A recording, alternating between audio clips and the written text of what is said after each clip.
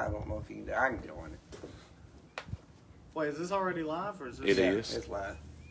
We wait usually till people get on there. Yeah. Yeah, just give them a minute. Oh, here you go. Go get you a chair, Jared. No, I'm about to go walk around the lake. That boy loves to walk. So do I. My favorite, I'm gonna check, make sure sound. my sounds favorite good. form of exercise. please do. It's been hard to do this winter. We went yesterday. I know it. It has. If not with the rain, Yeah, with the dadgum I know. cold and everything else. Yeah. The rain is, I can't fall. That That's sounds the good. only thing I Yeah. just cannot do. You can hear There's it. Mally and his mate, and another male mallard has Hey, come Jude. and joined them. Okay, then that was actually the male I seen coming out by itself. Then I seen Mally and the female go Yeah. that way. Yeah, right. I didn't hear you say That's that. great. I'm a couple seconds behind. So. Oh, it's got a delay. What'd you say? He said, "Hey, Jared." Yeah, it's got a delay on it. I have to Hey, cut- Janice Price, how are you? There's Rod. Hey, Rod. Hey, Ryan. We're real professional. Yeah, we're real professional. Just give it a minute for a few people to get on here. We usually wait 3 or 4 minutes before we start. All right. This is a fun thing for you all to do. We have Enjoy fun at We it. have a lot of fun Yeah. doing it, and I learn stuff, Oh, sure you do. Yeah. about things that, I'm interested in a lot of things about people, but I don't want to just come and sit and talk to you just one-on-one. Yeah. Number one, it's kind of awkward. Yeah. Number two, I want to share it. I want other people Sure. To hear to what be, you're talking about. to hear what yeah. we're talking about. And it opens the door for me to be comfortable to ask the questions I wouldn't normally ask. Right, absolutely. Yeah. So that's No, it's a great. Did you come up with this idea? accidentally, Yeah. I did. Yeah. On a long drive from New Mexico back home. And I was bored just Yeah. listening to different videos, watching videos on my YouTube on the way home, and I just thought, I wonder if we could do something like this. Yeah. Just start off, but actually I was just gonna do it the one time. Yeah. And we were gonna talk about the origins of Buckeye. Uh-huh. And and that first video got it ain't a lot, but to me it got almost 2,000 views. No Yeah. kidding? Good Lord. And Really? then we've had one that's got almost 3,000. No kidding. No. And That's amazing. It's, You're all going to become media stars. Jill said her idea was that you base it at Buckeye because there are not many stores that look like Buckeye. I agree. General stores, kind of that Cracker Barrel feel, of, Yeah. all those old boys who hang around there early in the morning and everything. Absolutely. I mean, that's a look that's going out of America now. Yes, Oh, sir. yeah. It sure is. And I think you're all on to something. Well, Well, we enjoy doing it, but my thing is when we're doing it, we hardly ever have an agenda.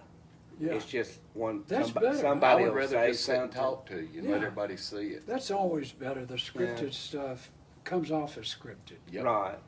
But, Ryan might ask, hey, when y'all were growing up, something, and then my cousin, one of them would say something, and then it would remind me. Yeah. And then we just, Yeah, it would start just, riffing off of that. Now, what I do occasionally, and I did it with you, is I just write down some high points. Yeah, that's Just so we, I don't want to sit here with a You got a- deer in the headlights. You got a general structure. Yeah, right. Yeah. Okay. So Well, I'm about how ready to long start. have you been in Argo? How long have you had this place down here, and how did y'all acquire it?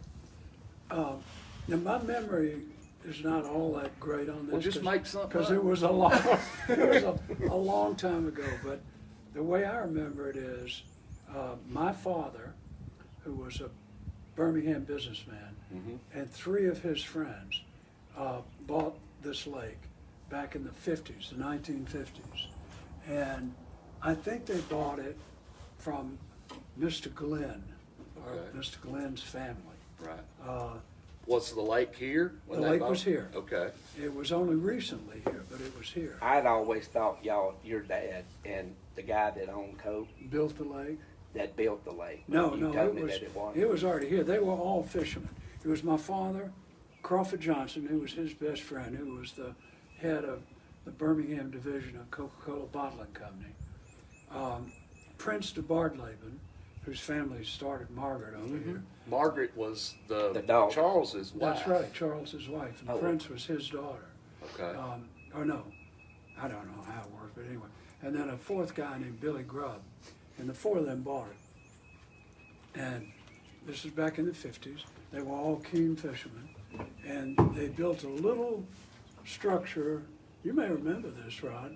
It was basically right where this building is here, but it was on the ground. Yeah. And it had a little bedroom in it, a little living room, and then it connected to a dock where they kept two boats that were in the water.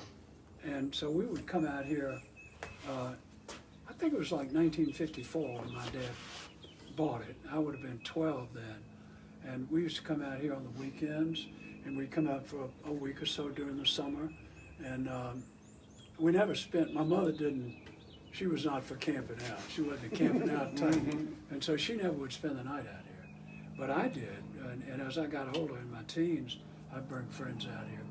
So it's been a part of my life long as I can remember. Do you think that this place, after hearing that you were here from the age of 12, do you think this place has been a big factor in the profession you chose or the hobbies that you've chosen? Oh, as yeah. far as being an outdoorsman, a fly fisherman? No question. You know, I grew up in Mountain Brook, and had they not had it, my father not had the lake, I never would have been introduced to, I might have been, but it would have been different, to fishing, to identifying turtles, identifying snakes, identifying birds, all of that. My father was a great naturalist, and all of that was centered right here. And so that plus summer camp, where I went in Maine, which got me into canoeing and all kinds of other things, that gave me a lifetime of not only interest, but a vocation, you know, because I've spent most of my career writing about the outdoors and things that are associated with the outdoors. So, yeah, this lake has been central to not only to my memory, but to who I am. So, yeah, it defines what we do and what we are, you know, passionate about is who we are. Yeah, absolutely. Yeah. You know, and it shows, you know, in the way we dress, even a lot of us, you know, Yeah. about it's just such a defining characteristic of a person. Yeah, absolutely. And I've been unbelievably blessed to be able to make, as Robert Frost says in one of his poems, the key in life is to make your vocation, which is what you do in life, and your avocation, which is what you love in life, come together, Frost says, as my two eyes make one in sight. Make your avocation your vocation. What you have to do for a living and what you love to do, when they come together, you got it going on You there. got it. You got it. It does. It's like the old saying, you know, about it doesn't feel like work. That's right. It's exactly. because you enjoy it, and You the do it- paycheck is you a do it bonus. for free. Yeah. Yeah, I would have written for free. How did the writing get started? Was it because you wanted to share your love of the outdoors with other people, or was it something that you had already thought about? That you just, I mean, were you writing anything as a child, like before you were 12 and y'all got this, or did the writing come along after this, and because, or maybe possibly because of this? Yeah, I wasn't writing anything before about 16 or so, but I always knew I didn't want a job. You know, I would watch my father get up every day, put on a coat and a tie, go into his office, come back at 6 o'clock, have his weekends to do what he loved. He loved fishing and the outdoors as much as He I was did. a fly fisherman, right? Oh, You yeah, know, it was a stuff? real good one, yeah. But he didn't have, you know, until he retired, and I didn't want that life. I wanted a life where I could travel a lot, because I love to travel, and where I could do the things I love to do. And so I happened to have a little bit of talent as a writer, and it was recognized when I was in high school by a teacher that I had, Mm-hmm. and it was Frank Marshall, his name was, and thank God for Frank Marshall, because he said, you know, I know you don't come from this kind of background, you're not probably interested, but if you wanted to, you've got enough talent, you could probably hack it as a writer. So I, follow that away. Yeah. And then I went to college and continued to write, and the writing got better. And so I finally just committed to it and said, well, all I can do is go broke. I'll give it a shot. So, and I was again blessed that my first book was a big success. You're talking about Stay Hungry. Stay Hungry. And it was bought for the movies. It was a finalist for the National Book Award. It got all kinds of great reviews. It came very close to being a New York Times bestseller. So it was lucky for me that, if I'd had a book, if my first book had gone out and tanked, I probably couldn't have afforded to continue to I write. doubt that. I believe you would have probably persevered. Well, I like to think I would have, but you never know. At that point, I had a wife and at least one child, Mm-hmm. and you got to think about putting food on the table. Absolutely. You said something though, it made me think that, and I hear a lot of successful people say this, is if I go broke, I might go broke doing it, but I'm gonna try it. Yeah. A lot of Yeah. people hadn't got the guts to do stuff like that. No, that's right. But I always was imbued with a sense, and I think maybe you all are too, that from the time I was a child, this is one shot. You got one shot at this, as far as we know anyway, at this life. And you better, by God, take a big swing. Yeah, No point in just coming up to the bat and going Yep. like that, right? that's right. I've said Cut it it over for and all over it's worth. again in our videos that we've had previously about, my mother and dad stepped out of their comfort zone. Yeah. He was in the job kind of like what you're talking about with your dad, but it was just a grind. He wasn't happy. Yeah. They stepped out of their comfort zone and moved to Chattanooga Yeah. to take a job that paid more, but in the end it cost them a little more money because they were paying rent, but they were out of their, they felt like they were just stuck, and I'm sure they had that same thought process as you. You got one life, I got to get out of my comfort zone. Yeah, absolutely. No, and I have so many of my friends who I grew up with, my age, who grew up with in Mountain Brook. This is not critical. Many of them are wonderful people. They've had great lives, but they would, go to the same prep schools, the same colleges, graduate, same fraternities, graduate, come back, marry a Mountain Brook girl, go into their father's business, become lawyers, and It was just a cookie cutter. Live their whole lives that way. And then when they retire, a lot of them, 65 years old, they got 5 years, 10 years left of enjoying themselves. So I, never wanted that for myself. And I was determined to find some way to make a living at doing it otherwise. Yeah. What is it about writing that interests you? What was it about writing that made it so interesting to you that you wanted to pursue it? There's certain things that I like to do, and I know what it is that makes me enjoy what I do. Yeah. What was that about writing? Writing captures life. Good writing captures life, and it distills memories so that, for most people, for all of us, memories are just a big wash. They're just all mixed in together.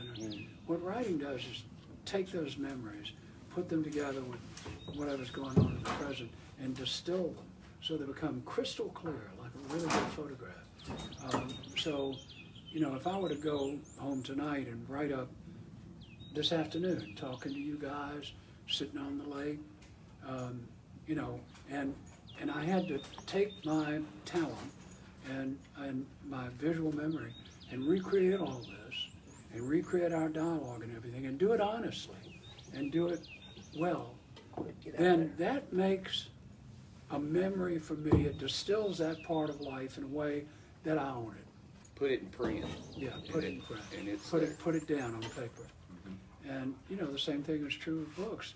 And also I mean, how much fun is it to create characters and create stories, make up stories and make up characters and then have people buy them and read them and be moved by it? Yeah, A family place that Rod great. knows.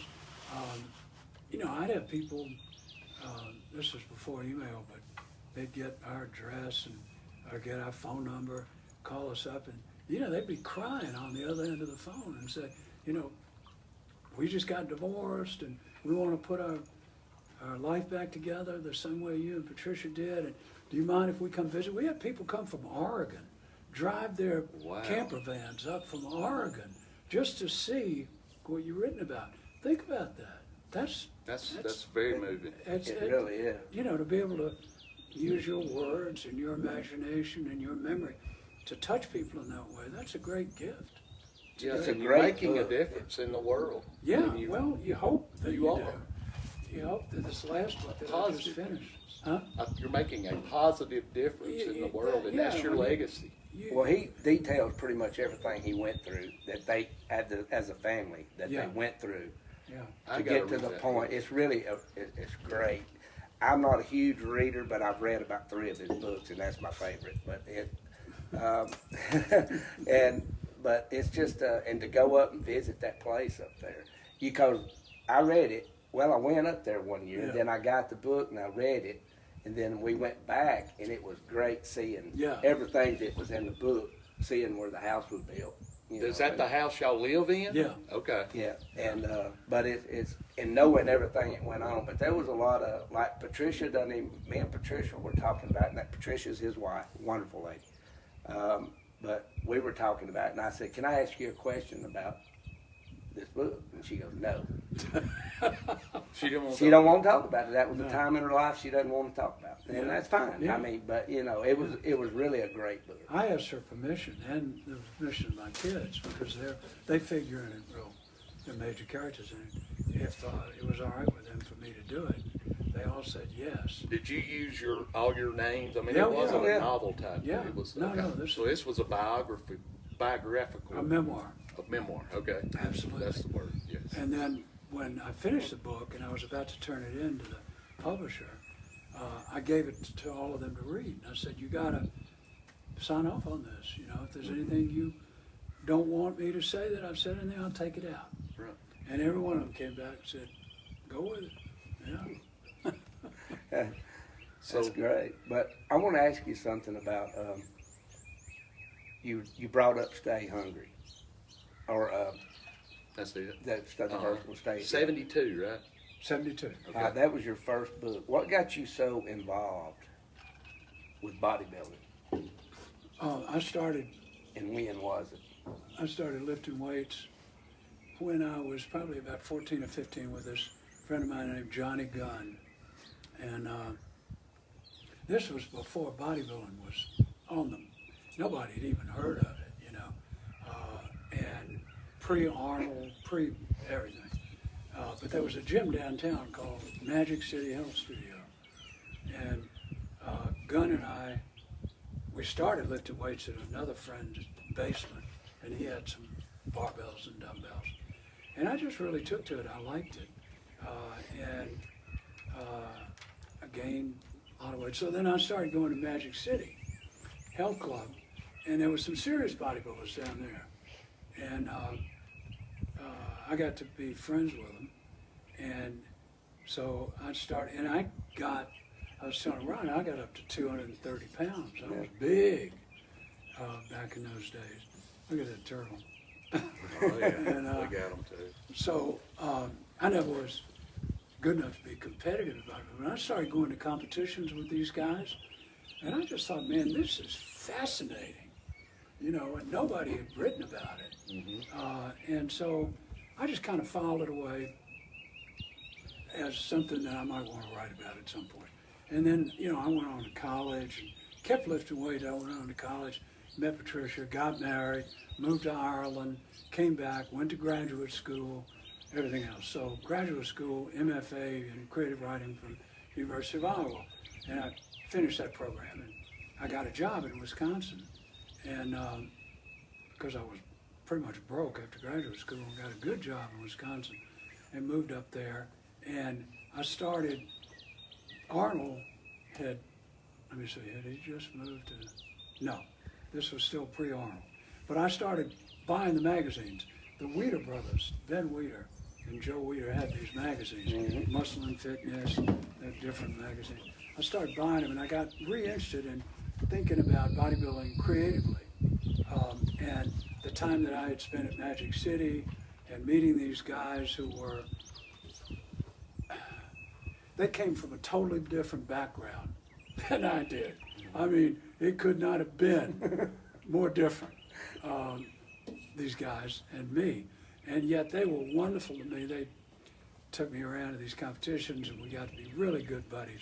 And so I thought, you know, maybe there's a book in this. So when my job was over in Wisconsin, it was a 3-year job, I had an offer to go to Washington, D.C. and be the head of the Ford Foundation Arts and Education Program, which was a fortune in money back then to me and Tricia. It was like 150 grand a year, which was some serious money. And we'd been short on cash for a long time. I could either do that or I could write a novel, you know. And so I went to Tricia and we sat down at the kitchen table. I said, here's the deal, you know. We had a girl who worked for me in Wisconsin who had an uncle who had a house in New Hampshire, and he was going into the Vista program, and he wanted somebody who he knew to take the house over for like 2 years while he was gone at just a minimal amount of rent. So I thought, well, you know, we could do that, and I could write my novel. Or we could go to Washington. So I went to Tricia and threw this up to her. She said, you know, if not now, when, buddy? Go for it. You know, let's do it. So that was, you know, great. So we moved to this house in New Hampshire after she finished graduate school. And I wrote the book, and, you know, the book just turned out to be a really lucky book and did well right from the get-go. And it opened up this whole doorway to bodybuilding. It put bodybuilding on the map, so to speak, for the first time. So I got an offer from Sports Illustrated then to go do an article about it. That was the first time I met Arnold. The article was about him in his first Mr. Olympia contest. And then that got publishers interested in a nonfiction book about bodybuilding, which became Pumping Iron, which became another movie. So it just, you know, it was just pure dumb luck that all this just kind of fell in my lap and went from there. But it wasn't just luck. It was also you had the ability to make it into what it became. Yeah, you got to capitalize on You it. do. And you can have all these, a lot of people have opportunities, but they don't realize it. Yeah. And No, you that is- realize that is true, that right. the opportunity That was is there. true. Yeah. And you did capitalize on it. Yeah. You knew the steps, or you may have not known the steps, but you were proficient enough and dedicated enough to figure that out Yeah. because you Yeah. wanted that so bad. That's true, and I had a lot of help. I mean, George Butler, who was my collaborator on, he took the photographs for the book Pumping Iron and directed the movie Pumping Iron. And, you know, George was a hugely inspired and brilliant tactician guy. And, you know, he was an enormous help in all of this. The publishers that we had for the books, Bob Rafelson, who bought the movie rights for Stay Hungry, and all those people. So, as Arnold would be the first one to tell you, you know, you look at his life and you say, nobody but Superman could accomplish all that. And he'll be the first one to tell you, he said, there was somebody there, and he'll point to me being there early on, Dino De Laurentiis, who gave him his first big movie job in Conan the Barbarian. Yeah. He was the director of Conan. Cast Arnold when that was a kind of a crazy thing to do. And Arnold will say, all along the way, there was somebody crucial there, James Cameron, who cast him in The Terminator, directed of the Terminator movies. There was somebody there to, right when I needed him, to give me that leg up. But there again, he was there and He put his foot on capitalized. the ladder and did it. And he Yeah, did it. Exactly. He wasn't scared of anything, I No, don't think. nothing. Nothing. He never thought anything was impossible. Yeah. No. And proved it. Now, when Arnold, when you went and met him, and for the Sports Illustrated article, did y'all hit it off immediately? Oh, like that. Were there any? Did he have like a plan of what he Yeah. wanted to do Yeah. with This his is- career or something? This is a great story, and people don't believe this, but it's God's truth.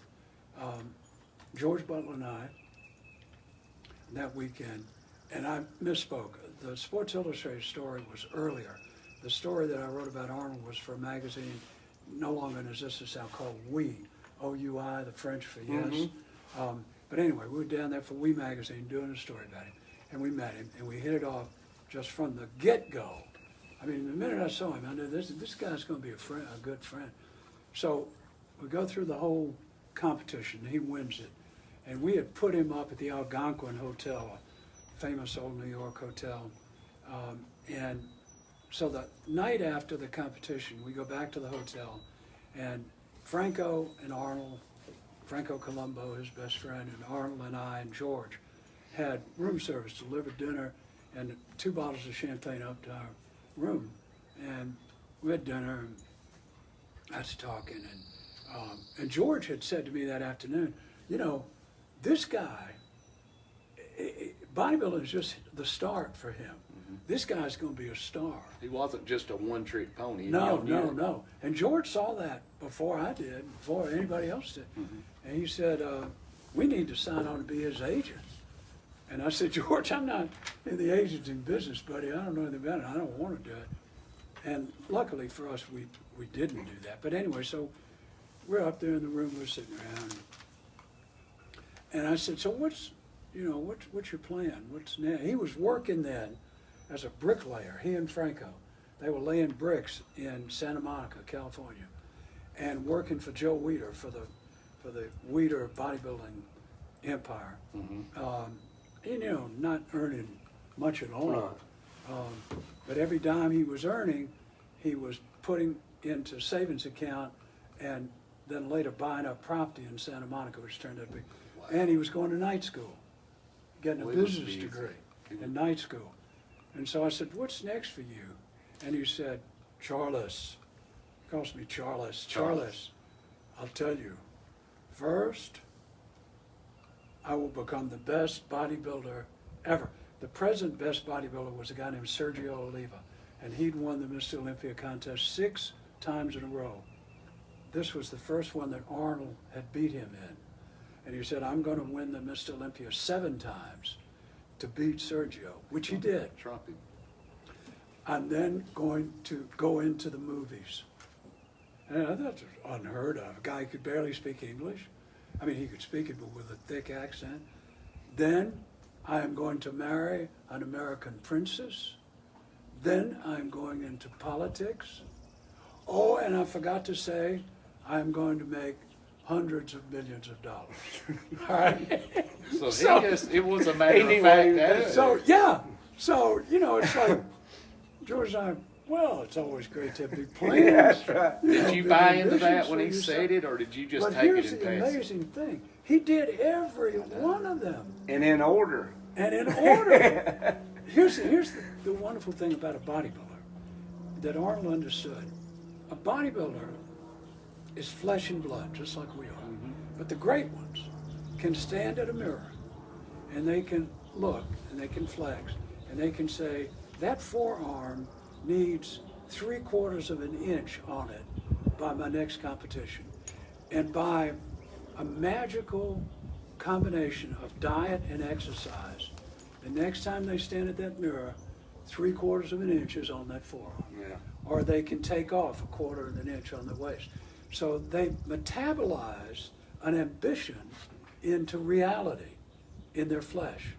And what Arnold loved to do, learned to do, was to take that metabolic process and carry it a step forward and metabolize what his ambitions were into what his actuality was. You know what it sounds like to me is that he looked at his body as like and probably wasn't the only one that done it. It sounds like somebody in the bodybuilding competition looks at their body as like a art piece. Exactly, exactly. And the first time that I suggested that to Arnold, we were in a car driving back from Woodland Hills to L.A., and I said to him, do you ever think about yourself as like a sculptor, like Michelangelo, that you're actually sculpting your body like an artist does? And there was a long pause. He was sitting in the back seat. I was driving. George was in the front. There was a long pause. I looked in the rearview mirror. I seemed thinking, you know, and he said, yeah, that's exactly right.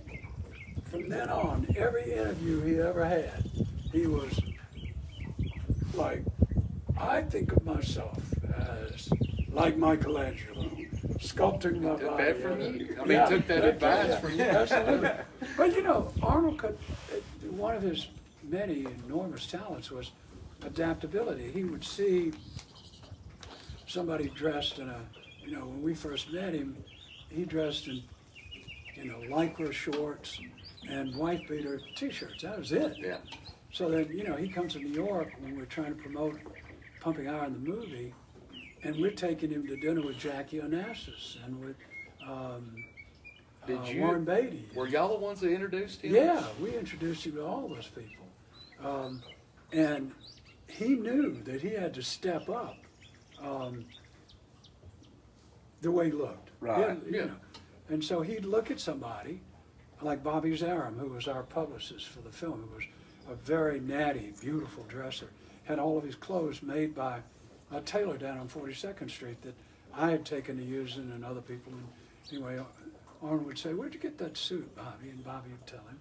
The next thing you knew, he'd have on a Morty Sills was the name of the tailor. He'd have on a Morty Sills suit.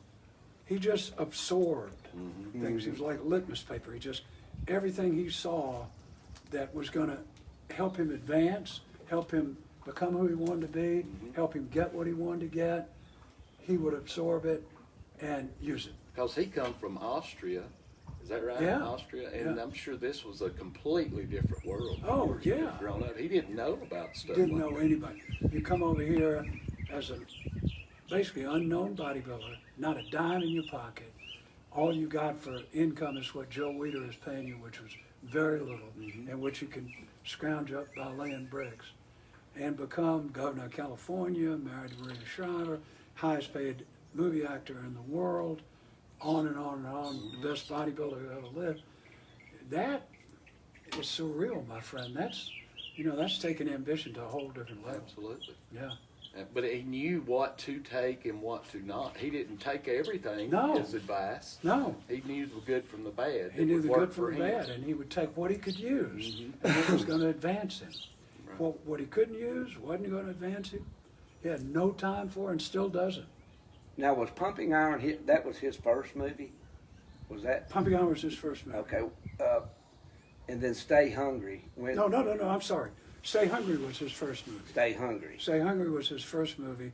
Pumping Iron followed that. Stay Hungry was a feature movie, a Right. fictional movie.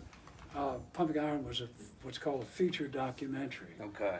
And Pumping Iron, the movie and the book, had a huge success. Yeah. And the book was a massive New York Times bestseller and sold over, I think the latest figure was 800,000 copies or something, which for a nonfiction book is just unheard of. Anyway, and you know, that is really, if you go back and talk to the people who were involved in bodybuilding in the 70s and say, you know, what put bodybuilding on the map? They'll say Pumping Iron. Yeah. Because it really, truly did. Why was bodybuilding not? Okay, like we had a few people on TV back, which I'm saying it was before my time, but I still like to watch those old shows. Yeah. The guy that played Cheyenne Bodie, I can't remember his name, but he was. Yeah. You know, those were made in the 50s, Yeah. and Yeah. you could tell he was very well built. And Steve Reeves, who played the Hercules movies, Yeah. and John Grimmick. I mean, there were guys back then. There was, Why was it not catching on? Why? you What know, was the I problem? tried to answer that in the books, Pumping Iron, and there were a lot of myths about bodybuilding. The first one was that if you lifted weights, it would make you muscle bound. And I remember This guy Billy Cannon, you remember him? He was No, did I? he went to the University of Tennessee. He was won the Heisman Trophy. He was a running back for Tennessee, and he was the first football player to start using weights. And he was around when I was going to the gym in downtown Birmingham. And the myth was that football players, coaches back then wouldn't let you touch a weight. Because they said, you lift weights, you're going to get muscle bound. You Muscle can't move. bound, explain that. Muscle bound was a term they used for meaning you get so muscly you can't move. Can't move. Okay. You lose your flexibility. You lose your flexibility and your quickness, your speed. Billy Cannon said, that's, excuse me, but bullshit. Yeah. You know, and he went off and started, he was the first guy I ever heard of, anybody ever heard of, bench press 350 pounds. And we were all in awe of Cannon, you know, and he had to, he was just running through linebackers and linemen. And right after that, football players all started. So the first one was making muscle bound. Second one was that nobody but dumb people lifted weights, that it was an occupation for stupid people. And the third was that only gay people, gay men, would want to get up there in skimpy little trunks and flex their muscles and so forth. So, you know, so with that reputation, it just was in the back corner of the American landscape where nobody paid any attention, other than the little cult of bodybuilders. And there was one from the 50s on that followed it. Tiny little subsection of a subculture, right? A subculture. Yeah, a subculture. Yeah. And I thought it could be a major subculture. And then once people understood it and saw how interesting it was and how it was a combination of a sport and an art, and that the best posers were artists, that, you know, if I could bring all that to life on the page and then later in a film, that I could get enough people interested in it so that it would be introduced to the general public, which is what we were able to do. Do you think that if you hadn't done what you did, that someone would have? Yeah, That probably, you right? think? Probably, yeah. Yeah. Uh, I mean, with Arnold, sure. With Arnold, you know, we were just really lucky because Arnold came along. One of the many interviews I've had about pumping iron and all those days back then, some guy said, so you and George Butler really discovered Arnold. I said, we didn't discover it. We just... Y'all were definitely a big springboard for his career. Yeah. I mean, he was like Mount Everest. And the first guy to walk around a corner, that's a big ass mountain, Yeah. you know, Yeah. and just went and wrote it up and took a picture of it and said, but I mean, he was there all the time. And it hadn't been us to come around that corner, somebody else would have. Because he was too big a potential star. Too charismatic. Yeah. For Some other somebody not writer- to pick up on yeah, that. Yeah. How did the book Stay Hungry? What was the process of it becoming a film?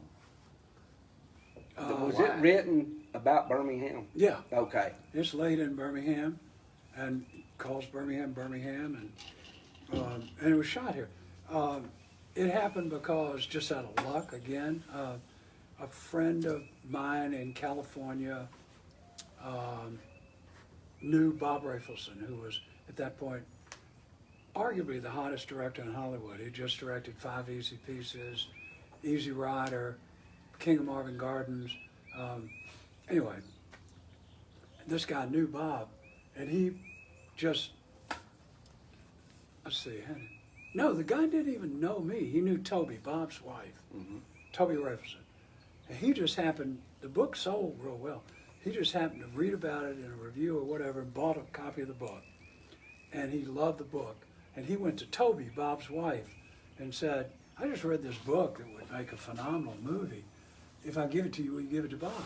And she did, gave it to Bob. And we were living in New Hampshire then, and I was writing, I guess I was writing, I don't know if I was writing Pumping Iron or not yet, but I was writing. I was doing what I did. And we get this call out of the blue in New Hampshire. Hi, this is Bob Rafelson. I'm a movie director. I Did said, you "Yeah." know him? I said, "Yeah, Okay. buddy, I know who you are. Yeah. I've seen your films." He said, "I'd like to buy the film rights to your novel." And, well, yeah, all right, I'll go with that. So he said, "Can you fly out here to LA and meet with me about it?" I said, "You bet." So I flew out, he sat down, he said, "I want you to co-write the script with me." And I said, "I don't know how to write a script." He said, "That's all right, I'm gonna teach you." And he said, "You're gonna have to move out here for probably a month. Then you go home for a couple of weeks. You'll probably have to come back for another 2 or 3 weeks. And is that gonna be all right?" And I said, "Well, I'll check it out with Tricia when I get home, but I think so." So I went home, and I'll never forget, I walked in this little house we were renting on the lake, and Tricia had put out balloons and everything, and I called her and told her it's a done deal, and he was paying me what back then for the rights to the book was a fortune for us. And so I had told her that on the phone, and she had a cake and a bottle of wine, and the kids were all dressed up, and so we celebrated the sale. And I loved working with him. I learned how to write movies from him, and he was generous enough to give me what's called top credit on the script. Top billing. Yeah, top Right. billing on the script. And so that led to all kinds of other work in Hollywood. And, how one thing leads to another, happens in life. How was the book in the movie different from a lot of times I would read a book in school, do a book report, then the movie would come out, and Yeah. I'd watch the movie and I'd be like, what? No, that's completely different. Yeah. Was that the case with this Yeah. book? Yeah, it was. It was. Bob told me when he bought the book, he said, "Now listen, we got to get this straight." He had had a daughter tragically burned up in a fire, killed in a fire, and it had just eaten him and Toby up, his wife. And he said, "Listen, the book Stay Hungry has a tragic ending." And he said, I can't end this movie that way. We've got to find a way to end it in an upbeat way. And I had to think about that for a long time, because the ending to the book was central to the book, or I would have not ended it. And I finally said, it was part of that having to do with wanting to get the money, wanting to learn how to write a script, wanting to see the book made into a movie, sure. Yeah. So I said, yeah, all right. So he said, we'll work it out. So anyway, so then, I worked out there in Hollywood with him for a long time. We came down to Birmingham. We had a long production, pre-production time down here, like 3 weeks, getting locations, identifying all the grips and the truck drivers and all that stuff. And we kept reworking the script, reworked it. But in answer to your question, it's kind of become a cult classic, and it's a really interesting movie. I've seen it several times. Yeah, Have you? too. Oh yeah. Actually, I had the movie at home. Oh, you do? I have the DVD. To me, it's not. I don't want to say it's not as good a movie as the book is a book. It's a very different product, and to my sensibility, this is not just because I'm a writer of the book. I prefer the book, but Bob did a fine job with it, and he was wonderful to work with, and he, as I say, he couldn't have been a more generous teacher and collaborator. Well, the movie has so many stars in it. That Yeah. were I not mean- stars then. Yeah, no, I know, right, I mean, it yeah. had Jeff Bridges, Sally Field. Which Yeah. they were sort of Well, established, Jeff but you got Bridges like and Sally Field were, I know, Yeah, but yeah. I mean, and there were and R.G. others. Armstrong, one of my favorite I know, actors. I love I would, R.G., yeah. I would love. And those guys, I've met him. we had such a good time filming it down here. We had a big house that we rented out on the Cahaba River, and we have cast parties like 3 times a week. Oh, for real? We'd have all Heck those yeah. people out there. And what's his name? You remember the black guy with the thing on his, Forrest Whitaker? no, who was in the movie? Scatman Crothers. Oh, was he? yeah. He Yeah, he was. was. That's He right. was. Scatman He was sure in it. was. And Scatman became one of our best friends, and he hung out at the lake all the time. And our kids were little then, and he had some kind of a program where he was a voice on Yeah. TV. He was on the Hanna-Barbera yeah, yeah, cartoons. That's right. I can't remember which character it was. Do you? exactly. It wasn't And kung our fu, it kids, was, our kids couldn't care less about Arnold, Jeff Bridges, Sally Field. Scatman was the That star. made a connection. Yeah, because of that role of his. Oh yeah, yeah. He was around the same time of that movie. He was also in he was the in movie with John Wayne. The last movie he filmed. Died not long after. The Shootist. Oh, the Oh shooter. yeah, He he was died, in that. he died of Yeah, yeah, cancer yeah. not too long after. Yeah. that. He was dying of cancer in that movie also. Mhm. Yeah, John Wayne was. Yeah. Yeah. But Scatman was the stable hand. Oh, And, Oh yeah, right. Yeah. And Cool. he was Bowlegs on Sanford and Son. Yeah. That was the character. He played. Scatman was a wonderful human being. I tell you that. He was. It come across on the screen that he would be the kind of person you'd want to be hanging Oh around yeah, with. he was a sweetheart. He loved kids. He loved to fish, and he would come out. We were right on the Little Cahaba, that house of ours, Mhm. and it had a dock out there. He'd come out there and sit with a cane pole and a cricket, and he's a happy man. Old school fishing. Yeah, yeah. Now, is that when the picture of Arnold and Greta? Yeah, And- that was on that dock. Was that okay? Yeah. Because you got that picture Yeah, hanging up. I do in my and- gym. Yeah, that was on that dock at that house. That was a wonderful house, and we had a lot of fun out there. The whole crew got, not just the actors, but the cinematographer, the sound guys, all of them. When they had time off from the set, they'd all go out there, sit around that big veranda out there. No, we had a great time making it. Well, in that movie, Charles, you know where all the bodybuilders are running down the street? Yeah. That comes from a true story, right? Yeah. As far as something you lived through, wasn't it? No, I made that up. Oh, you did? Yeah, I made Okay, I that up thought for you the had novel. actually had seen that at one no. time. No, I made it up for the novel.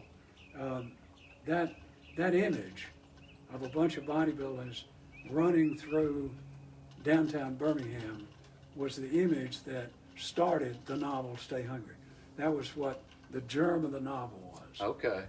That's what put the thought in your head. Thought in my head. And then to And write I said, the how do story. I get to that? Mhm. How do I get to that point where these guys are running through it? And that was how the That's novel developed. interesting because it's not really, I wouldn't say it's not a high point in the movie, but it's not like part of the story No. necessarily. No, it's But not. that's what, I mean, Yeah. it put that thought in your head Yeah, it to did. build the story. And not only that, but Bob Rafelson told me when on our first conversation, when I got to California, he said, that scene where you got him running through that's what sold me on this movie. And he said, I cannot wait to film it. And you talk about a unbelievable fracas. You know, we had the police had cordoned off most of downtown Birmingham, but there were still hundreds of people around. And to see these guys running from the auditorium, which was down there, down near where the museum is, down there. Now, which auditorium? Was it This was the Boutwell? Boutwell, Okay. Yeah, that's right. Boutwell Auditorium. See them running from there through Lynn Park, all the way up to the north side, stopping, and you know, they were directed, each one of them was told basically what they were supposed to do. Mm-hmm. Run straight, do whatever. Half of them, halfway through the run, you know, people were lined up looking at them, screaming and yelling on the sidewalk. Bus drivers were stopping, and half of them just forgot what they were supposed to do and started, you know. And it stayed in. Yeah. Y'all think this is interesting? Watch this. Had to show off a little. It was a zoo. I mean, a zoo. You remember Herschel Phillips, who passed away a couple of years ago, but he was telling me, he's the one that was telling us about the movie. He actually had He the was movie in that Yeah. scene. He goes, Yeah. he said, I'm an Yeah. extra in there. He said, Bob, look for me, and I can't find myself anywhere. There were a lot of I know it. There He was supposed to tickled be to a- death to be There in was it. supposed to be a police line around, and they had, Bob had picked like, I don't know, 150 people who was supposed to be in the scene. And, you know, just pedestrians, or they were driving a bus. There was a bus, there was traffic going through. And, but that was supposed to be it. That police line broke down in 5 minutes, probably. There were thousands of people, Yeah. you know, from all over town. People calling each other, you got to get down and see this. Yeah. And Bob did about 5 takes of the Lynn Park part of it. And, you know, so by the time we finished, wrapped on that shoot, it seemed like half of Birmingham was down there. I bet that was probably the first experience with a movie. It was.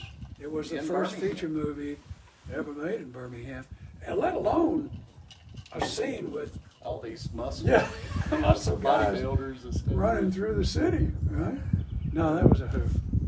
What was the casting like on that movie? How, I know y'all had I'm sure you had a casting director, but did you have people that, in your mind, that you, like, well, of course you had Arnold, I would have assumed. Yeah. RG, Sally Field.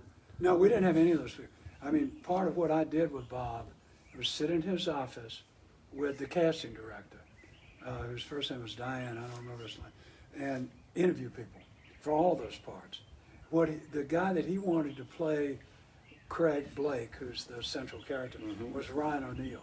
And we had Ryan O'Neal in there 3 times. And he would read.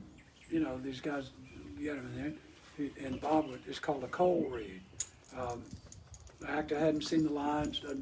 Bob gives him a little background on what the scene is and so forth. And then the guy reads. And they want to know not how when you studied the script for 2 weeks, you read it, but how the character either grabs you or doesn't grab you right away. So anyway, and Bob was not happy with Ron O'Neal's reading. So then we had 2 or 3 other guys in there, and then Jeff came in. And Jeff was just like that. So Bob, we had him, and Bob wanted to cast that first, because that's the biggest part in the movie. Then we started reading people for Mary Tate Farnsworth for her role. And the first one we read was Farrah Fawcett. You all remember Farrah Oh, Fawcett? gosh, yeah. Yeah. Who didn't have that poster hanging? No, I know, man. You and me both. Rod. Yeah, I did. And who else? There's some other famous actress whose name I can never remember, who was in, you know, the famous movie with the 2 women in it when they drive off the cliff? Thelma and Oh, Louise. Thelma and Thelma and Louise. Louise. She's either Thelma or Louise. The redheaded one. Yeah, the redheaded Yeah, I can't remember. Gina her name. Davis. No. No. it's Yeah. He's got a Anyway. brother that's also an actor. Anyway, we read her, and then Sally came in, and Sally brought it. She had only been in this series called The Flying Nut, and she'd gotten famous in that. And Gidget, she'd been in a movie called Gidget, and her perception in Hollywood was she's kind of lightweight, you know, funny little thing, but not a serious actress. And she came in and just read the hell out of the lines that Bob had given her to read. So Bob brought her back 3 or 4 times to cast her, and then you start on the other actors. R.G. Armstrong was cast, and Ed, somebody who was a very well-known actor, was cast as one of the Mountain Brook friends. And so we did probably 7 or 8 tenths of the casting while I was there. Then I had to go back home, and Bob finished it up. The hardest one was Arnold. He did not want to use Arnold from the get-go. He said, I'm not, this was before he met Arnold. And I told him about it. He'd read the stories that I'd written about Arnold. And he said, I'm not going to cast a non-actor in this part. It's too many lines. It's just, besides the guy's got a huge Austrian accent, and it's just too problematic. I said, listen, he said, I can find an actor who's a bodybuilder. And I said, A, you're never going to find an actor who's built like Arnold is, which is the point. Absolutely. This guy's got to not just be a gym instructor, kind of beach boy bodybuilder. He's got to be I never seen that before in my life. Yeah, it's got to be a serious bodybuilder. Yeah, that- so that when you see him on needs. screen, you say, holy shit, this is a whole different thing, right? So I said, number one. Number two, he is going to bring to it the exact quality that Joe Santo, who's the character that he plays in the movie, has got to have. And then I went on to explain all that. So he said, all right, I'll meet him. So I invited Arnold to come over to Bob's house for dinner one night with Toby. And he came over. And Arnold can charm the teeth out of the chicken. I mean, he's got so much magnetism and charisma. When he walks in the room, everybody's eyes go to him. He's so witty and so smart, and he speaks so well that, it blows away everybody in the room. Yeah. Everybody in the room. Charismatic. He comes in, just I don't a care who you charismatic are, person. who you are. And he's never self-conscious. He's always exactly who he is. He was never impressed by anybody. So he comes in and he just blows Bob away. And he goes home for dinner. Goes home to his house after dinner. And I said, so what do you think? He said, I think we can make it work. So he kept calling Arnold back, gave him lines. He put him in touch with a speech coach. Arnold had to go to speech classes for like 3 months to get his accent improved. He put him in touch. He said, you move kind of clunky. One of the requirements, if you're going to take the job, he moved like all bodybuilders do, like this. Muscle bound. He must have, well, that wasn't, but they're showing it off, Yeah, right. Yeah. And he said, I'm going to put you in touch. He got him in touch with a ballet dancer. This is one of the scenes in Pumping Iron, the movie, with Arnold and Franco working out with this body, which improved Arnold's posing 100% and allowed him to look on screen, move on screen, like a normal human being. So, Bob was not, from that dinner onward, I knew he was going to use Arnold, but it was still with some reservations. Yeah. So, He had legitimate concerns. oh, he about- did, absolutely. about Arnold He with knew his as a director accent. what he had to get out of the actor, and Arnold had to be able to give it. Now, had Arnold acted in anything? He had acted in a little movie called Is that the one they use somebody else's voice? yeah, I exactly. can't remember the name of it. It's but called I've seen something part in of New it. York. Hercules in New York. Yeah, Okay. Hercules Low in New budget. York. but they And he actually rides a use somebody chariot else's down. voice. They had to Yeah, use yeah. somebody else's voice, and it had an audience of maybe 50 people. It was shot on 8mm. It's not a legitimate movie, Right. but he had done that before.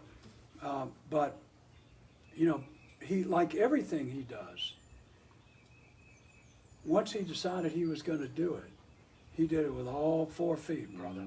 When he got back from he won a Golden Globe Award Yeah, for his role in Stay Hungry.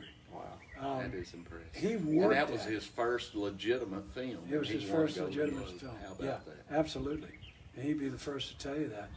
Then he went to acting school, went to acting coaches. He kept learning about it. Went and took sword fighting from some Zen master. He did, he did everything he could to make himself a better actor. Mhm. So when Dino De Laurentiis came to him, and he made one film in between, a Western, with Anne Margaret. Yep, and Kirk Douglas. Yeah, and Kirk Douglas. And that's Hal right. Needham directed it. Exactly. Good for you. All right. Hal Needham was one of my. He was a great director. That was my kind of stuff. Yeah, right. What yeah. he directed. Yeah. And you kind of mirrored what Burt Reynolds said about Sally Field. I've seen him in a lot of interviews talk about basically what you said. Yeah. She was more of a wholesome actress. Yeah. Yeah. They couldn't see her in these roles, but Right. he wanted her bad, and Hal didn't want her. Yeah. He said, I want somebody sexy. And he said, well, she's talented. Yeah. She's Yeah. a very talented actress. And I even heard him bring up your movie Stay Hungry in one interview that he had seen her in Yeah. that movie. Yeah. And he said, talent is sexy and she can handle the role. Yeah, she's an actress. And Yeah. And she did, and I mean, it had to have been sometime right after your movie that she actually acted in Smokey and the Bandit with Burt Reynolds. Yeah, right, How yeah. directed. When was Stay Hungry? What years? 72. No, the movie was 76. 76, sorry. Well, the book didn't was 72. Smoking and the Bandit was it 77 or is 78? when it came out, Yeah. but they filmed it in 76. Yeah. Um, But now, off camera, I'll tell you all a story about Sally.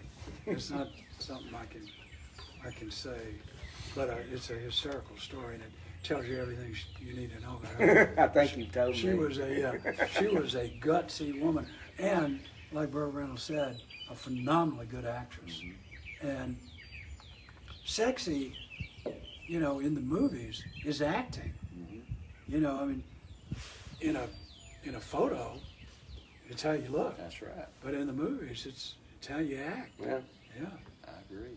I totally agree. Now there was a story they did it's about a 20-minute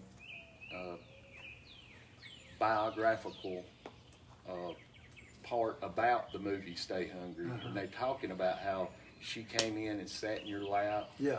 and Yeah. this. That's the story he's gonna tell. Oh, us. is that the story you were going to tell? Yeah, And yeah. gave you a kiss. That's Yeah. about all they said. They said, Right. they said, well, what do you think, Charles? And they said, you said, the hell, let's hire her. So No, she I made an was- impression. I was, as was Bob, wiped out by her. I mean, you know, her reading was so great, and she was so intense about, she'd read the book, and she was so intense about who that woman was. She Mary did her Taylor. research apparently before she ever prepared came in. before she ever came in. And she said, believe me, I can act this girl. I know her, and I can act her. And she did. She carried it off. Another thing I seen in that little biography about the film is she talked about how rough RG was with her.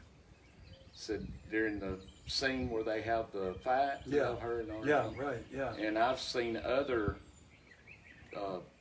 interviews with actresses or actors that have worked with R.G. Armstrong, and they all say the same thing. He was just Yeah. a beast of a man. He was a rough cop. He was an old country boy from somewhere, He was from Fairfield, Alabama. Fairfield, Alabama, and he was a rough cop. And he didn't hide it, didn't try to cover it up, didn't know, explain it. He was just who he was, and That's he who wasn't he was. ashamed He of it. wasn't changing for anybody. You know, I he- liked him, and we got along really well. He was not easy to direct. Bob had some problems with him, Okay. but he does a great job in that role. Everything he's in, Everything you just he's in. believe it. I know. Yeah, absolutely. I He's mean, been in tons of he stuff too. has. Oh, But yeah. He was a character actor, but he was more than a character actor. He could not. Slim Pickens played the same guy in every film. Yeah, RG could do that guy, yeah. but he could also do other things too. He That's wasn't right. He had you a lot know, more range than yeah. Slim Pickens did. right. Yeah, no, he was an impressive man and an impressive actor. Change gears just a little bit about the movie Pumping Iron. Yeah. There's some interesting things about that movie that I wanted to ask you about. First of all, would be how did y'all raise the money? The way y'all raised the money to make that film, or at least part of the money, by going to the Whitney Museum and having Arnold pose Yeah. as like a real life art Boy, piece. you're talking about doing your homework. How did y'all come up with that idea? Well, first of all, most of the money was already raised by the time we did the Whitney thing. George Butler, who was the director, and the guiding, the projecting force behind the movie. If it had been up to me by myself, I don't think I would have made a movie out of Pumping Iron.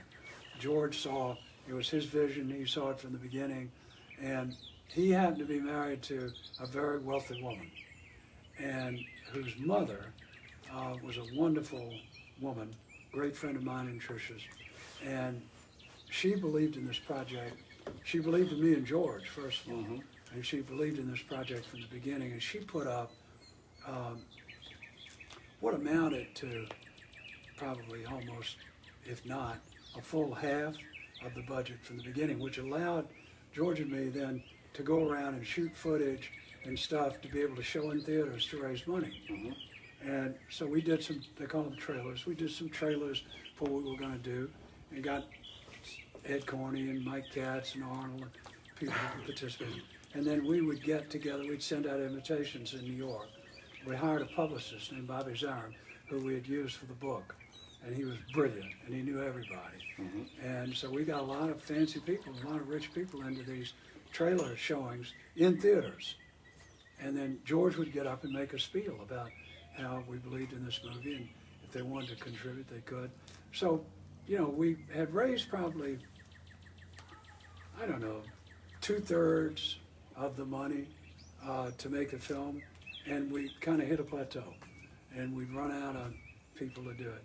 And I was on this panel, writing panel at Birmingham Southern that year, and somebody asked me, I was sitting up there with a bunch of other writers, and somebody asked me about Pumping Out in the book, and said, you make the argument in the book that it is an art form as well as a sport. Can you defend that?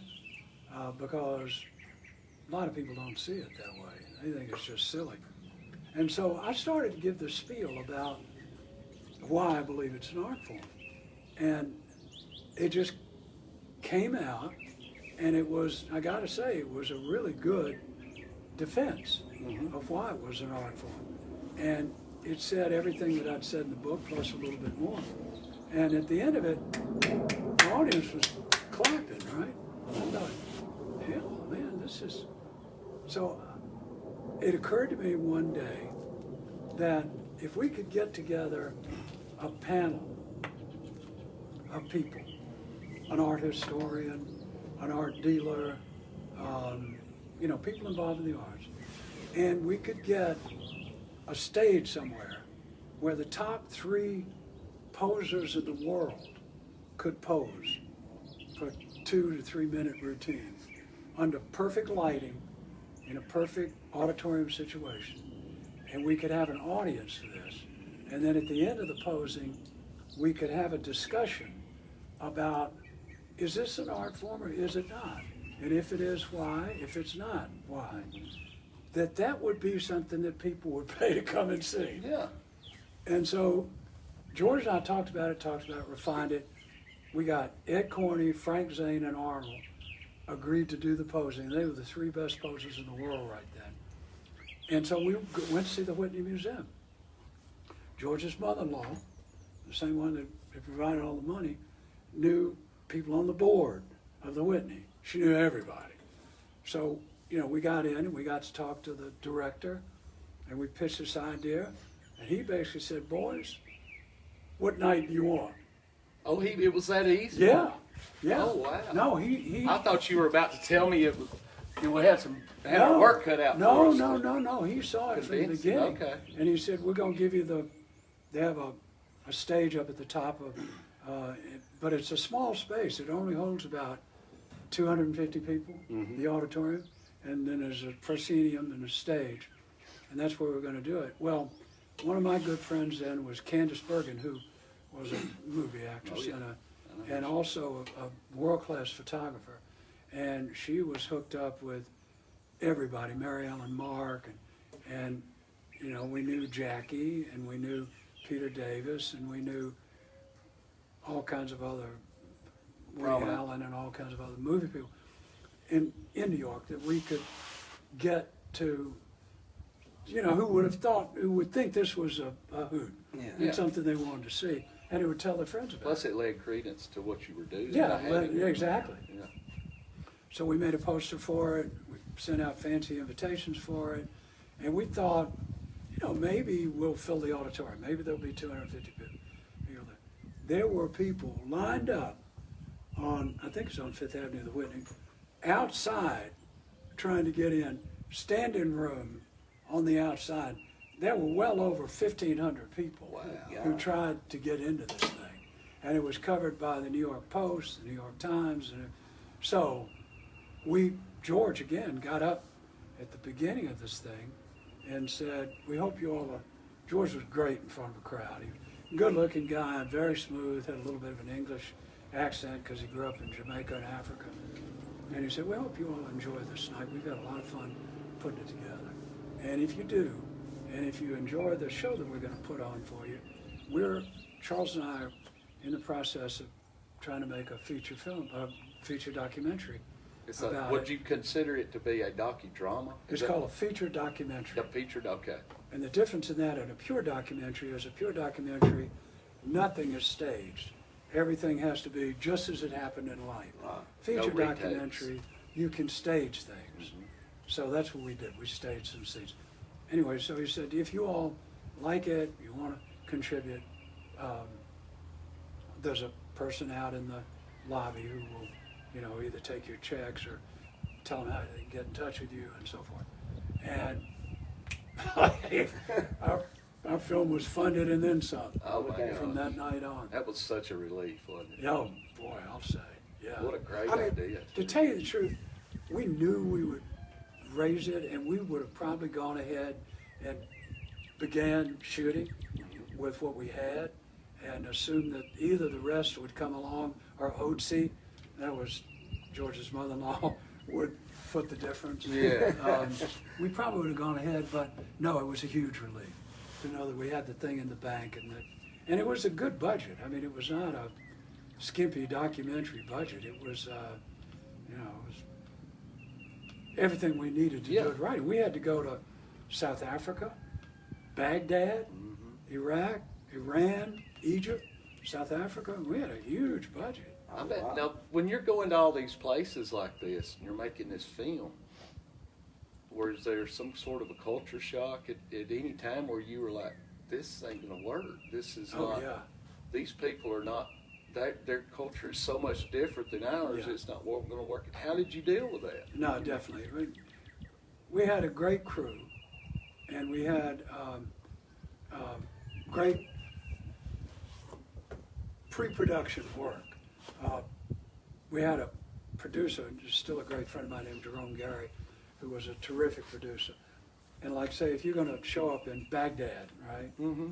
2 months before you get there, he gets in touch with movie people in Baghdad who've got the contacts for the grips, the second camera people, you know, all of that kind of stuff. And he can set up, you need an auditorium, he'll set it up. You need a restaurant, he'll set it up. You need a guide through the souks, they call them the markets in downtown Baghdad, he'll set it up. Security people, he sets up. Okay. So All of was- that gets done in advance. I see. So when you get off the plane, all of that stuff is done. And if it's not, brother, you better look out because so many things can happen to screw up. And we were, you know, we had a really lucky production given the fact that we were in so many weird places with so many moving parts, filming such a bizarre thing, you know, with bodybuilders, a lot of them who didn't speak English, you know, bodybuilder producers who didn't speak English, who wanted to cut, you know, thousands of things like that. Right. And none of them turned into, you know, they were thunderstorms, but none of them were tornadoes. Right. Yeah. I got you. Now, when you called it a feature documentary. Feature documentary. Okay. One thing I always wanted to ask you, I hadn't asked you, was the Arnold Schwarzenegger and Lou Ferrigno were, y'all had them at odds, Yeah. so to say, and was that for real? Yeah, that was for real. I mean, they were, Now this is pre-Hulk, right? yeah, Okay. this is way pre-Hulk, Okay. way pre-Hulk. Did Arnold see him as his major threat? He did. So That's why. that's not staged. That's for real. No, Arnold. I mean, some of the scenes are staged, like the scene where Louis's father and Arnold are talking. I think it's around a pool somewhere in South Africa before the competition, and Louis's father says, "Arnold, you better look out. Louis is really big this year, bigger than you are, Arnold." And Arnold nods, he smiles, he says, "Yeah, but is he cut? Is he cut? Louis, are you cut?" And Arnold was such a brilliant psycho artist Mm-hmm. against everybody that he competed with. you know, he'd come in and say, Get in their head. yeah, he'd get in the head. And so some of that was staged, some of those things. The scene where we had Ken Waller steal Mike Katz's sweatshirt. Oh yeah, I remember that. I do. That's all staged. Okay. That whole thing was staged.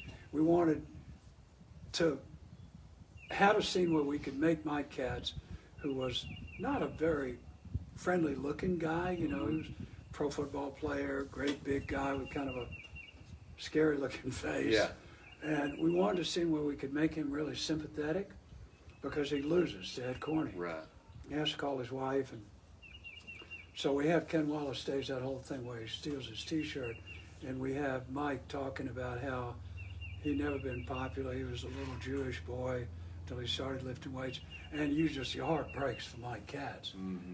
So that's the way George Butler had never directed a film before in his life, and he made one of what's now considered to be the greatest feature documentaries ever made in America. He just It opened up the world to bodybuilding. Yeah, I know. So Yeah, much. especially. But I mean, any feature documentary, he really had a feel for it, and he had a feel for how to bring these characters out. Not just Arnold, but Louis and Mike and Ed Corney and you know Bob Birdsong and on and on and on. I mean, you know, he really had a way of getting what he wanted out of these actors. Well, I mean, you have to have some kind of a story Yeah, you do. to keep people captivated. You do, to hang people on. Yeah, you just turn the camera on and let it run. You know, documentary purists will watch that, but nobody else. And we wanted a big audience, so we got one. It opened in New York at one of the major, the Rialto Theater, one of the major movie theaters in New York, and everybody was there. Everybody.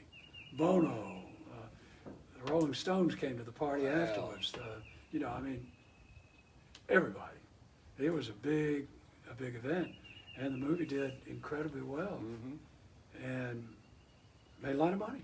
For a Now, feature you were the documentary. writer, but did you also have a piece of the movie? Oh yeah, Okay. I was a writer, co-producer, and narrator. It's my That's voice right, that you did narrates. narrate, that's right. Yeah. Okay. And so I had a good piece at the back end. Do you miss doing stuff like that? Not a bit. Yeah. Not a bit. That's I something. had- You just moved on to something else? Yeah, I had a ball doing it, but you know, like everything, it's got its Lost its luster? liabilities, and Oh, okay. and dealing with writing scripts is my son's now doing it. Yeah. And doing it a lot better than I ever did, and it's fun. You get to see work up there, but it's also like pulling teeth. You got to work with, you know, you got 5 cooks in that kitchen, and every one of them's got a spoon in the pot. Oh, yeah. The director, the cinematographer, the actors. You know, And they all have an opinion. You'll have a line that you think is just a killer line. The actor says, you know what, I can't say this line. Rewrite it. So, you know, after a little bit of that, no. I mean, it just wasn't for me. Yeah. Well, I can understand what you're talking about because a lot, like you said, you had a good line. If you have a good line and they want to change it, Yeah. it's not important to them, but it's very important. Very to you. important to you. And, you know, I didn't want the end of every book that I wrote to be changed by a director. Hey, y'all, come on. Hey, how are you? That's one of my fishing club. Oh, guys. okay. Yeah. Oh. So, anyway, it was a lot of fun at the time that I was doing it. It was like another sort of weird chapter in my life was this thing with paintball. And the bodybuilding thing was the same thing. I did that period of my life with all 4 feet. I did it as hard, with as much focus, as much attention paid to it as I possibly could. And when it was over, I was ready to move on. Same thing with paintball. You know, I was on, I don't know how many dozens of TV shows, from the Good Morning America show to the Today show to this show. Hey, buddy, how are you? I'm so sorry. I didn't realize that you'd I have a crew out here. Oh, we good. We just having a This is enjoyable my friend Sunday. Rackle. Nice to meet you. Rackle, nice to meet you. I didn't realize we were busting in on No, this. you fine? This is informal. Who's the adorable little guy You're not he getting down. is? This is Moody. This is John. John, you say to Hey, Mr. buddy. Charles. Hey. How you doing? Hey, no, this on is the Mary. I camera. brought the whole Oh, crew. that's Charles King. So nice to meet We had a you. lazy Sunday afternoon, so we'll just run up. Hey, listen, welcome. Welcome. It's a Walk. beautiful day. Take the boat. We're almost done here. They're doing a podcast thing on the history of bodybuilding, my relationship to bodybuilding and paintball and all these weird things that I have on It's really interesting resume. stuff. Yeah. So your brand is doing great, buddy. Yeah, We're cruising along. it's fantastic. Thank you. I took some friends into your shop in Mount Rock the other day. Oh, good. Yeah, he's got a brand of clothing. That's the logo for Tom it. Beckby. Tom Beckby. It's called. Oh, okay. Sporting good and Yeah. all kinds of clothes and stuff. Pretty cool, man. It is, man. And you got a Congratulations. second store now in Mississippi or We've got one in Arkansas. Wilson, Arkansas? Arkansas. Right, yeah. Yep. Yeah. Yep. So are you guys local? Yeah, we do. A couple of miles away. These are great friends of mine, locals. They own Buckeye Grocery right up Oh, here. great. Yeah. Yeah, a little Chevron station. Uh-huh. We've been friends for years. Good deal. They've got a podcast that they do every week Oh, cool. of local people that live around Arnold and so forth. Yeah. What's the name of it? Yeah, well, We check really it out. don't have a name. It's just, Okay. we do live videos on Facebook, Facebook. man. Oh, okay. And Yeah, we're trying to so get enough people people will where up we in the can middle. transfer. Yeah, that's no problem. It's, So we it's got live this video, we that's just what it's started all about. about. It's just kind of history of all. Where are we on right now? Oh, yeah, we're on right now. We're on right now. It's usually under Ryan's chair. When we go on. You're a star all of a So sudden. y'all Yeah. are on it. I like on your, Facebook, John? it looks like a Tom Beckman cast. It does. It's the same colors. Right. Yeah, but it comes off in a week. We're on spring break this week, so we're headed down to the coast. I'm gonna do a little turkey hunting, and then we're going to New Orleans. And Oh, all great. that. But beach wasn't in the cards this year, was it, buddy? Not this year. Well, listen, take the boat. Don't Yeah, we're worry. gonna get on a cruise. I'm gonna grab a couple things. And we'll, Yeah, okay. Get out And just, and get out of your way. yeah, no. It's nice to meet you. Glad to Meet see y'all you. too. Um, You're not going to, buddy. Charles, would you like to continue, or would you like to do more at a different time? I'm Yeah. just, It's up to you. I don't want to wear you out. no, well, we can continue. Yeah. Okay. I would like to say something about, because Charles got inducted, what was it, 3 years ago? 4 Yeah. years ago into the Alabama Writers Hall of Fame. Yeah. And Ron Kelly came down. I came down for the I remember ceremony. when y'all went. I remember that. But something I found fascinating, and I found this out a couple of years before that, he hand writes everything. Oh, yeah. You don't Everything he Yeah, no, everything he does, and all of his books are actually in the library down in Birmingham. Is that yeah. right? Birmingham. He donated them down there, but I they're all gave all handwritten. the Talking about all handwritten your manuscripts. handwritten. Yeah. Okay. Yeah. And so, I mean, I never learned how to type. But even if I could, I would handwrite because there's sort of the relationship between the pencil or the pen and the paper. Mm-hmm. Kind of, it's more intimate than a typewriter got or you. a computer. I got you. For me, anyway. Right. Yeah. And hey, if it was good enough for Tolstoy and Dickens, Yeah. I figure it's good enough for me. Right. that's right. That's the way they did it. Well, can we change gears again and we'll talk about the paintball? Yeah. That is, He invented. this is so Our unbelievable the way paintball these things have happened. And Yeah. you've just your talent or your gift looks to me like what you just. I've had things happen and I didn't capitalize on them, Yeah. and I know it, and I kick myself. Yeah. Yeah. You seem to capitalize on anything comes your way, and that's a lot to that. There's a lot of behind the scenes stuff that a lot of us don't want to dedicate ourselves to, Yeah. and you do it. Yeah. Well, no, I mean, like I said, I really honestly mean this. I'm not just being modest. The bodybuilding thing and the paintball thing were just enormous, like somebody dumps a Christmas present in your lap. Now, I had to unwrap it. Yeah, there was so much to do Yeah. to make it become what it was. Yeah, no, that's true. That's true. There was a lot to do, but those two things just appearing in my life at the time when they appeared, which was exactly at the time that it could be made a big thing out of. Yeah. You know, I mean, if the bodybuilding thing had happened 15 years before or before Arnold, that would have happened, at least not with me. Same with paintball. I mean, paintball happened exactly at the right time for something like that to take off. Well, tell us how that. Yeah, tell us the story of how that happened. Well, I'll give you the short version, it's the long version, but my best friend's a guy named Hayes Noel, lives down in California, lived then in New York. I lived in New Hampshire. And Hayes and he's an extremely competitive man. He was the smallest linebacker to ever play in whatever conference Sewanee was in. He was a 160-pound linebacker back at a time when, and a tough one, I mean. Yeah. Anyway, super competitive. Kind of like him. Yeah, kind of like him, exactly, yeah. Exactly. Tough as a $2 pig steak. And like Rod, he was competitive in everything. And he didn't want to lose, you know, you could bet him how many loblolly pines are on that hillside. And rather than lose, he'd go over and count them, all right? So I'm a little competitive myself. I'm not like that. But anyway, we were competitive. He'd come up to, we lived in New Hampshire then, had a beautiful farm up there. And he would come up to New Hampshire to visit us. In the summer, we'd play tennis. We were both rock climbing back in those days. In the winter, we'd ski and ice climb. We did all these things together.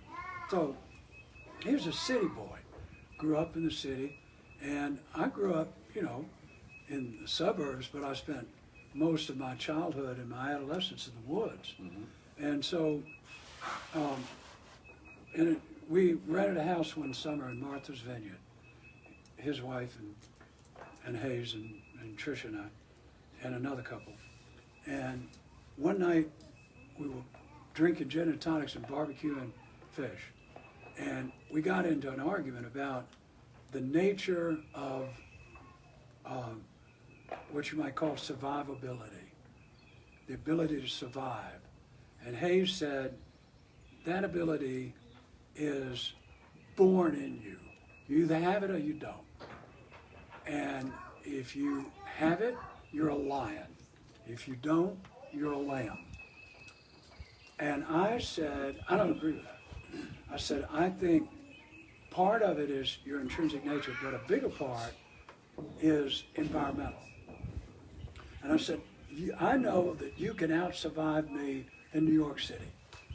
You know, if somebody put me down in what they call the meat district of New York City, or Hell's Kitchen back in those days, I wouldn't know how to survive. But if I put you in the woods of New Hampshire, I've got a better chance of surviving than you did. And he said, no, not true. I don't care where it is. You put me down in the Serengeti, the woods of New Hampshire, no matter where it is, I'm going to out-survive you because I have more survival instinct. Well, So- he had a cocky attitude. So, right. So I started thinking about ways that we could test this out. Well, I had a friend who raised sheep like I did. I was raising sheep in those days in New Hampshire.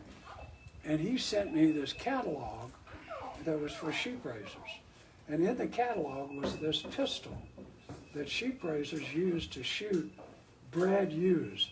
You'd shoot a paint pellet on this ewe to indicate that it was bred, so you could take it out of the herd. You could take the ram somewhere else. Mm-hmm. And foresters also used it to mark trees that they were gonna cut down. Okay. And I had one of these eureka moments, happened to me maybe 3 times in my life. I saw this pistol, and it was like, boom. So I called Hayes, and I said, I'll tell you what, buddy, this was in September.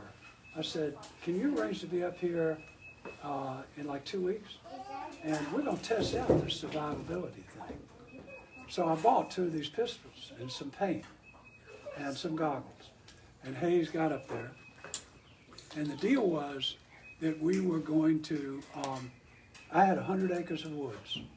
And I said, all right, you're gonna start at this end, I'm gonna start at this end, We had goggles, we put on kennel clothes, and I said, we'll see about your survivability theory, right?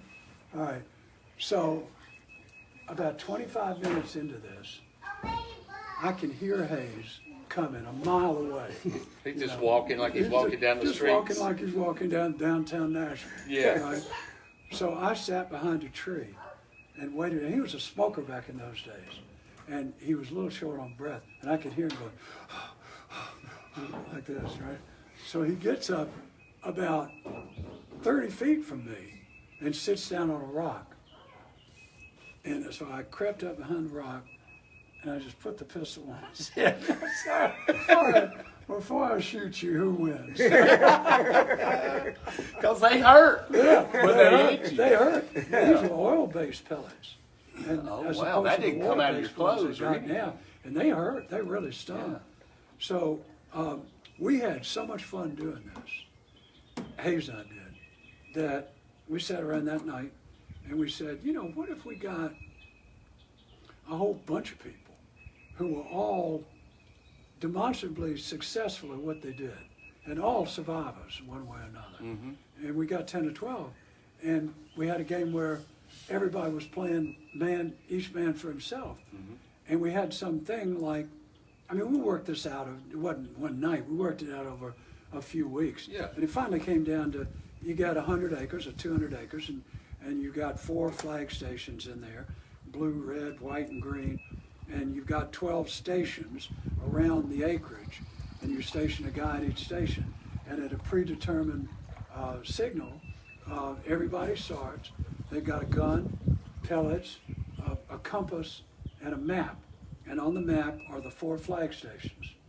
And you've got to be able to read contours, you've got to be able to read a compass. And the point being, to get to each of the 4 flag stations, take one of the flags so that you've got all 4 flags and be the first one out without being shot. That was the original survival game. That was the first time it The was first played. time. And so we invited these 12 people, and I knew them all, and we had a venture capitalist from New York, we had a trauma surgeon, we had a elk hunting guide, a turkey hunting guide, friend of mine from Alabama. We had a lieutenant from the Green Berets who had been in Vietnam. Well, y'all did have a menagerie. Oh man, we had a really interesting group, Yeah. and there were some serious guys there, you know, seriously good in the woods. And then we had a forester, a guy whose profession was he was a forester in the Nova Scotia woods, and he was also a deer hunter, and he was the one who wound up winning the game. He spent every day in the New Hampshire woods. He got all 4 flags without anybody not only not shooting at him, but even seeing him. And he never pulled his gun out. Wow. Everybody else was out there banging away, Yeah, you know. Anyway, that would have been me banging away. and we had 2 writers in this group, 2 writer friends of mine, Bob Jones, great writer for Sports Illustrated, and great friend of mine, and also a great hunter and great woodsman, and Tony Atwell, the Green Beret, who wrote for Sports Afield. And we made a whole weekend out of it. These people came from all over the country, and we put them up in a hotel, and we had dinners and parties, and we had tennis matches. I mean, it was a ball. So Jones and Atwell go home, and they checked with me first. They said, "Can we write a story about this?" And I said, "Yeah, write all you want." So they both wrote stories. One for Sports Illustrated, one for Sports Illustrated, one for Sports Afield. And Hayes and I thought this was great fun. We never thought about, there was another guy named Bob Guernsey who owned a ski shop in New Hampshire, and he became our partner in what then became the business. And he helped us arrange the game, and he was a great friend of mine, and he helped in everything. But none of us had thought about making it a business yet. Anyway, these stories come out, and either story said, by identification, was that my name, and then I lived in South Newbury, New Hampshire. That was it. And within, the one Sports Field came out first, the one in Sports Illustrated came out like a month later. Within a month of the publication of those two stories, we must have had, these were letters addressed, this is pre-internet, these letters addressed to Charles Gaines, South Newbury, New Hampshire, saying, how can we play this game? We want to start a club out here. We want to start. So then, you know, any idiot could figure out, well, so Bob Guernsey and I, he lived in New London, right next to me in New Hampshire. And I sat down and started trying to work it out on paper. And we got the cost of the gun, the cost of the pellets, a package, what all we had to have in the package, and what it was going to cost us. And Guernsey was a much better businessman than I was. And so he worked it all out. He got in touch with Nelspot, which was the company that made this gun. They were the manufacturers of the gun and the paint pellets. And we talked to them about bulk orders and so forth. We figured, you know, we could sell 1,000 of these things. We'll go out on a limb and buy 500 guns, with a promise to come back and order 500 more if we want. So we work all this out on paper, and then Hayes comes back up on another weekend, and we sit down and we figure out how we're going to make a little business. Hayes, who was a Wall Street trader and making all kinds of money, said, you know what, I'll put up the dough. And we figured out to the dollar what it was going to cost to get us started, $20,000.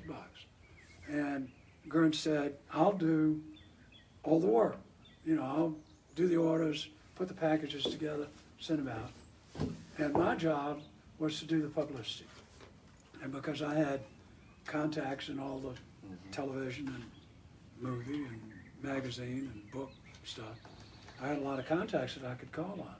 So my job was to do the publicity. So that, and it was a third ownership. And so we incorporated, we ordered the original guns, we put them in these packages. The package had, it was like a shoebox. It had a gun, 50 pellets, I don't remember how many, a little compass you buy at Walmart, pair of goggles, and I wrote up the rules for the game that I just described to you all. Put all this in a box and send it off, right? Man, you know, and then I started, no, that was before the publicity. Then we also set up a field of our own in New London. And we would tell anybody who wanted to learn how to play the game, they could come up. These live videos eat a lot of All right, I can battery. wrap this up in Well- 2 minutes.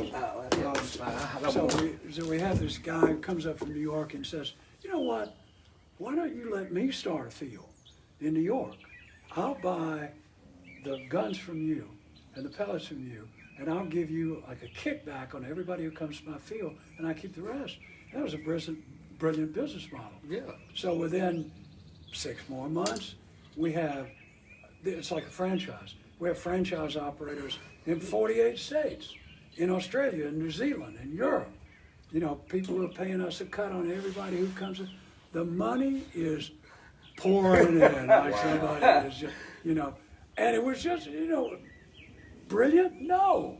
It was just lands in your lap. Yeah. Take advantage of it. You know, It's Now, unbelievable. did it really is. It really is.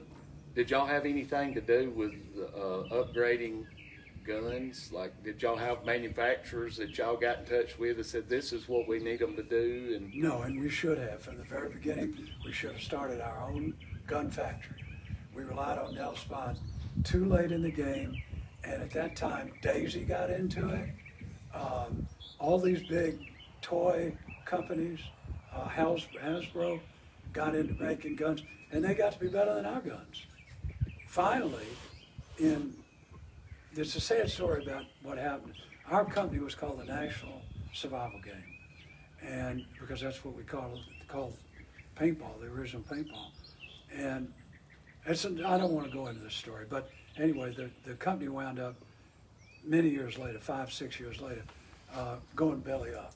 And it was a combination of lawsuits, everybody who accidentally shot themselves or somebody else in the eye would suit you.